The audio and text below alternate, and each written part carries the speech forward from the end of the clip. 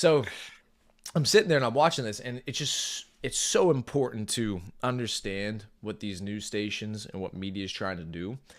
Because when you understand what the enemy is trying to do to you, then you can go ahead and find out where they're trying to take you, and you can go ahead and make the readjustments to go ahead and, as Tate would say, punish the perpetrators.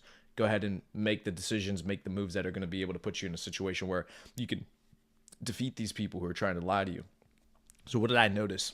On X, I watch the full clips of all these things that are happening in politics, news around the world. I sit there and I actually watch and I analyze the full clips, full press conferences.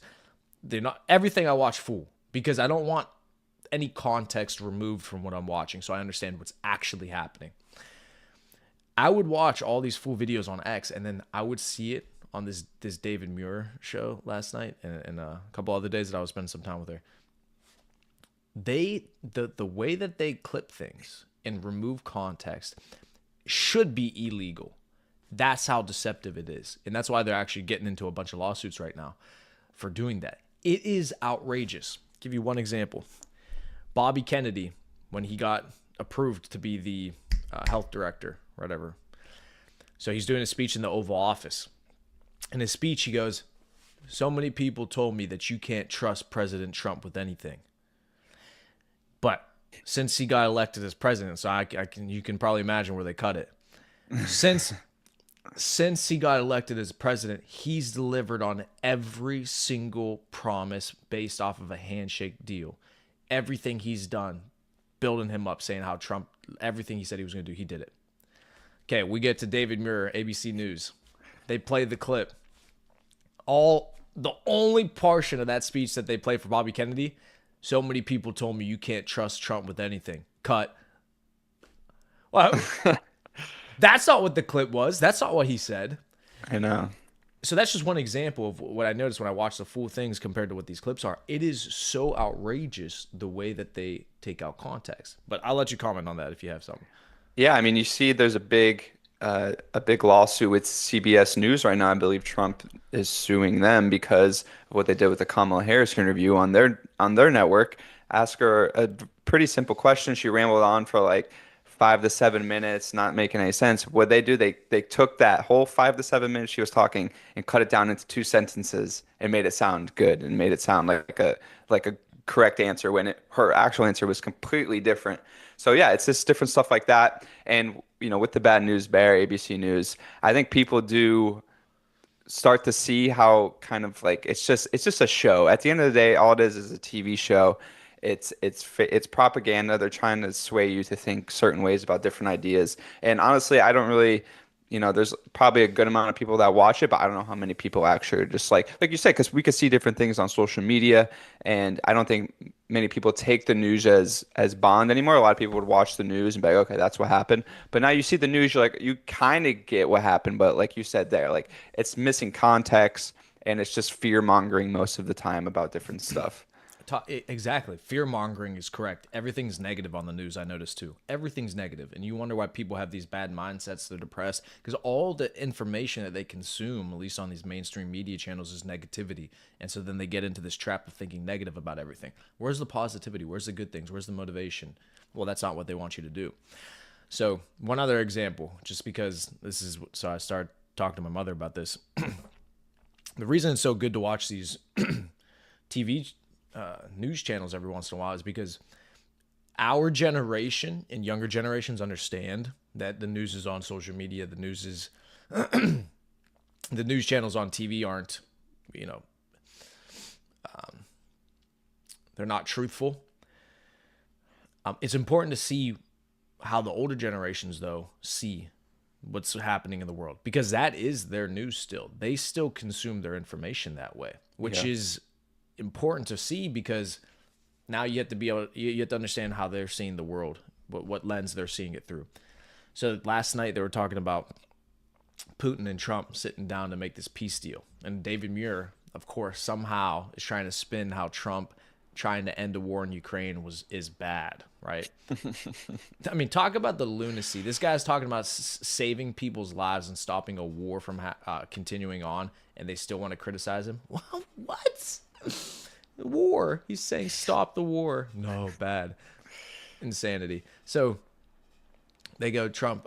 Trump said, and Trump said, David Moore goes, Trump said that Biden, they should have prevented this war because they should have struck a deal with Russia to stop it, as Russia was as the world saw Russia invading Ukraine. Basically saying, trying to jab at Trump, saying, "Oh, make a deal." Yeah, Russia was already invading Ukraine and trying to make Russia sound like the antagonist in this situation. So I turn to my mother and I go, hold on. Russia is not the antagonist in this situation. Again, zero context provided. Yep. Russia said, don't put Ukraine in NATO. They are the last country on our border that is creating a buffer between us and NATO. You can't have U.S. military bases literally on our fucking border so you can just send missiles into our country. It's a national security threat. Don't do it. Biden, oh, yeah, we're putting Ukraine in NATO. All of NATO says, no, don't do it. Don't do it. Yeah, Biden administration, yeah, we're going to put Ukraine in NATO. Okay, if you're going to put Ukraine in NATO, we're invading Ukraine. Like that's the context. Mm-hmm. It wasn't as the world saw Putin invade Ukraine. No, you made him invade Ukraine. And it was also had to do with the whole Zelensky thing. Like that whole election, they say it was conspired by pretty much CIA and other, operatives to get him placed there in the first place, and however long ago that was. So they overthrew the Ukrainian government, put in the person they wanted to do exactly this, and you saw how it turned out, and exactly that Russia decided to invade. But now it even past that now in 2025, we all have the chance to just move past it. Stop the firing, come to a deal, and they still don't want to. They want this is the whole point of like what they were trying to do over there was a little proxy war, give Ukraine a little military power so they could stand and be their own country. Okay, great. You guys succeeded in that, the Biden administration. They wanted to give weapons and give all this stuff so Ukraine could support itself. It defended Russia long enough, like 3 years. They didn't use any big military like missiles or anything really. So take your win, come to a deal. If you got to give up a little bit of land, I mean, it sucks. It is what it is. I mean, that borders change all the time. Look at America's 250-year history, how much borders have changed. So take the deal, go about your way. Zelensky, you could be crowned as a Ukrainian president if he steps down. They do a new election, whatever. But I don't think his approval ratings are very good right now, so he probably won't win another election. So take this. I think it's the best situation for them, and I don't understand why NATO and the European countries still want to keep going for some reason. You saw the British Parliament; they like want this to keep going somehow. I think it's kind of because they see it as America's last foot in the door of NATO and funding military over there, so they're trying to just exhaust every resource possible. Mm-hmm. But I hope it comes to an end too. I don't know why they would still want it to go on. Yeah, no war is a good war, right? Yeah, if you need to defend yourself, fair. But no war, there's no reason to provoke a war.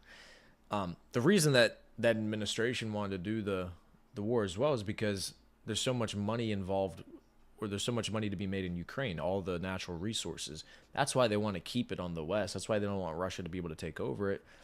Because there's trillions of dollars of natural resources. Well, now guess who's buying up all the land in Ukraine? BlackRock. Hold on a second. U.S. companies and investors are now starting to buy land in Ukraine because they just passed a law that the U.S. Citizens can do that.